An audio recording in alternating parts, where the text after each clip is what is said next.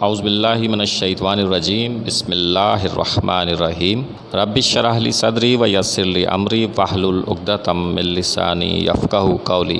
عزیز طلبہ السلام علیکم۔ سر محمد یوسف ہیرا پبلک اسکول سے حاضر ہیں۔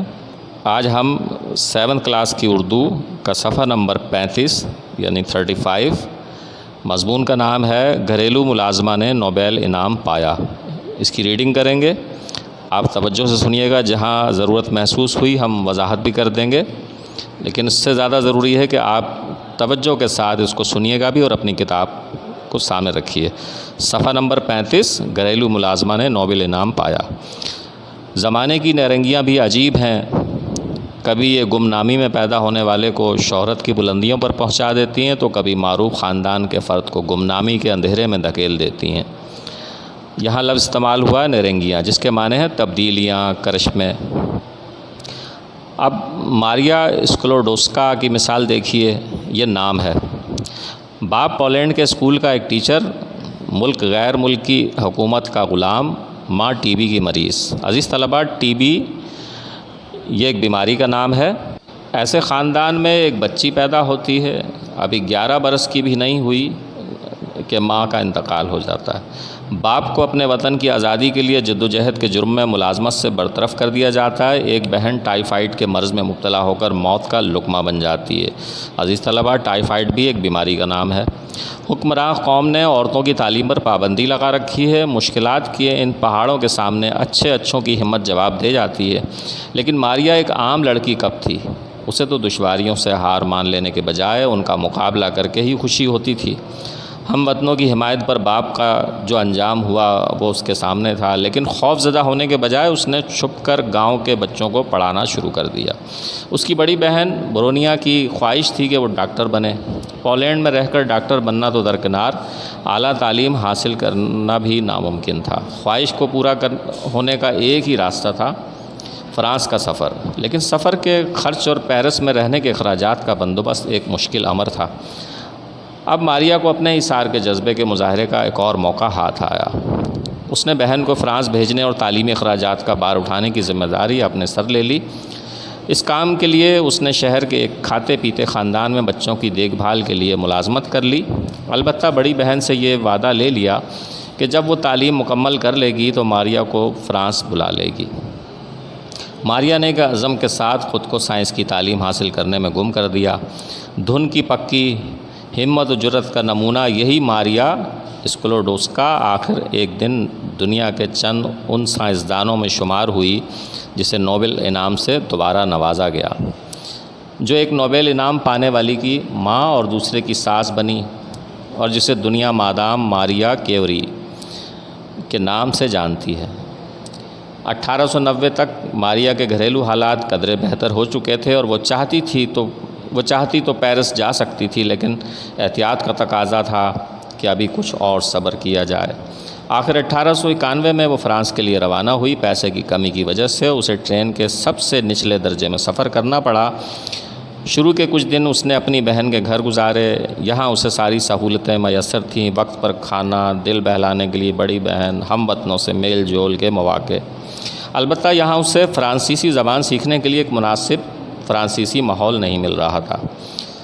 دوسری طرف فرانس میں تعلیم کے لیے فرانسیسی زبان پر عبور ضروری تھا۔ آخر ماریا نے گھر کے آرام کو تعلیم کی ضرورت پر قربان کر دیا اور اپنی بہن کے گھر کو چھوڑ کر وہ سوربون یونیورسٹی کے پاس ایک کرائے کی کوٹری میں رہنے لگی۔ یہ کوٹری مکان کی تیسری منزل پر تھی، جہاں چڑھنا اترنا مشکل تھا، پھر کھانے کا بندوبست مناسب نہیں تھا اور اکثر ماریا کو بھوکا رہ جانا پڑتا۔ لیکن ان پریشانیوں کے باوجود ماریا کو یہ جگہ پسند تھی۔ یہاں اسے مجبوراً فرانسیسی بولنی پڑتی اور مطالعے کے لیے بہت وقت ملتا۔ آخر مشکل دن ختم ہوئے۔ 1893 میں وہ طبیعیات یعنی فزکس اور 1894 میں ریاضی کے امتحان میں پوری کلاس میں اول اور دوم مقام کے ساتھ کامیاب ہوئی۔ انہی دنوں اس کی ملاقات پیرے کیوری سے ہوئی، جو فزکس کے مضمون میں اعلیٰ صلاحیت کے مالک تھے۔ کیوری اکثر ماریا کو تحفے بھیجتے، لیکن یہ تحفے پھولوں کے گلدستے کے بجائے ان کے مضامین ہوتے۔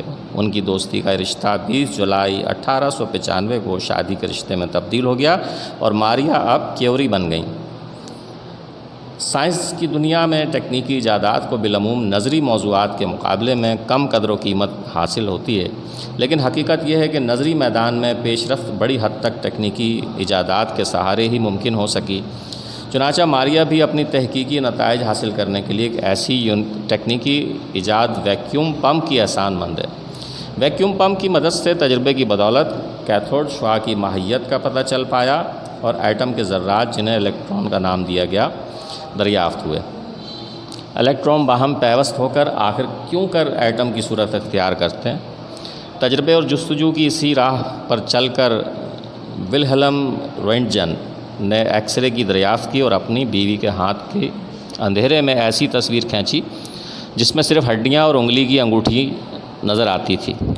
سائنس کی دنیا میں اس تصویر کا مقام مونا لیزا کی تصویر سے کم اہم نہیں۔ عزیز طلبہ، مونا لیزا کی تصویر ایک خاتون کی مسکراتی ہوئی تصویر ہے جسے بہت نایاب اور اہم قرار دیا جاتا ہے۔ طبیعیاتی تحقیق کے میدان میں یہ وہ دور تھا جب شعاعوں کی ماہیت کو سمجھنے کی کوشش سائنسدانوں کا مرغوب مشغلہ تھا۔ ماریا نے بھی اسی میدان میں مزید تحقیق کرنے کا ارادہ کیا۔ میاں بیوی نے تابکاری کے اس نئے عنصر کے مناسب مقدار حاصل کرنے کے کام کو روایتی ڈھنگ سے کرنے کا فیصلہ کیا۔ انہوں نے بوہیمیا کی کانوں سے یورینیم کی چھنی ہوئی کئی ٹن راکھ حاصل کی اور اس میں سے نئے مادے کو علیحدہ کرنے کا صبر آزما کام شروع کیا۔ اپنے اس کام میں دھن کے پکے یہ دونوں سائنسدان 4 برس تک لگے رہے۔ اسی دوران ماریا کی بڑی بیٹی ایرین پیدا ہوئی۔ اپنے تجرباتی کام کو یہ دونوں سائنسدان اپنے مقام کے صحن میں ایک شیڈ کے نیچے کرتے تھے، اور یہ شیڈ اتنا خراب تھا کہ اس میں سے پانی ٹپکتا رہتا تھا۔ ماریا بالٹی بھر بھر کر راکھ لاتی اور اسے بڑے پتیلے میں پکاتی تھی۔ پیرے کیوری حاصل شدہ فضلے پر تجربہ کرتے۔ عزیز طلبہ، فضلے سے مراد ہے یہ فضلہ کی جمع ہے، جس کے معنی ہیں باقی ماندہ، بچا کچا۔ چھت میں دودکش یعنی دھواں دہان نہ ہونے کی وجہ سے پکاتے وقت نکلنے والی گیس ان کے جسم میں داخل ہو رہی تھی، لیکن دونوں اس کے مضر اثرات سے بے خبر تھے۔ اس گیس کے ذریعے سے ان کے جسم میں داخل ہونے والی ریڈیو ایکٹیویٹی بڑی حد تک آگے چل کر پیرے کیوری، مادام کیوری اور ان کی بڑی بیٹی ایرین کی موت کا سبب بنی۔ دوسرے لفظوں میں یہ تینوں افراد سائنسی تحقیق کے شہید کہے جا سکتے ہیں۔ انہوں نے اپنے تجربات کے نتائج اپنی ایک ڈائری میں لکھے ہیں، لیکن وہ واہر شوق مشکل کے ان ایام کے بارے میں مادام کیوری لکھتی ہیں کہ بے سر و سامانی کا یہ دور ان کی زندگی کا سب سے خوشیوں بھرا دور تھا۔ مارچ 1902 میں آخر وہ خالص اس مادے کو اتنی مقدار میں علیحدہ کرنے میں کامیاب ہو گئے جس کا ایٹمی وزن معلوم کیا جا سکے۔ یہ وہی مادہ تھا جو آگے چل کر کینسر جیسے موذی مرض کے علاج میں معاون ثابت ہوا۔ نوبل کمیٹی نے میاں بیوی کو 1903 میں ان کی اس تحقیق کے لیے نوبل انعام کا مستحق قرار دیا۔ اس کی یہ دریافت نظری طبیعیات کے میدان میں ایک سنگ میل ہے۔ اب یہ بات صاف ہو گئی کہ ایٹم کے اندر ایک قوی عمل واقع ہوتا رہتا ہے۔ اس سمت میں اور زیادہ تحقیق کی بدولت رودرفورڈ نے گاما اور بیٹا شعاعوں کی نشاندہی کی۔ سچ ہے، انسان میں اگر سچی لگن ہو تو غلامی کا ماحول، سہولیات کی کمی، صبر آزما حالات، یہ سب چیزیں راہ میں رکاوٹ کے بجائے کامیابی کی منزل کا زینہ بن جاتی ہیں اور ہم اپنی منزل مقصود تک پہنچنے میں کامیاب ہو جاتے ہیں۔ ماریا کیوری کی زندگی ہمارے لیے ایک ایسی ہی مشعل راہ ہے۔ عزیز طلبہ، یہ سبق یا مضمون گھریلو ملازمہ نے نوبل انعام پایا اپنے اختتام کو پہنچا۔ اگلی ویڈیو تک اللہ حافظ۔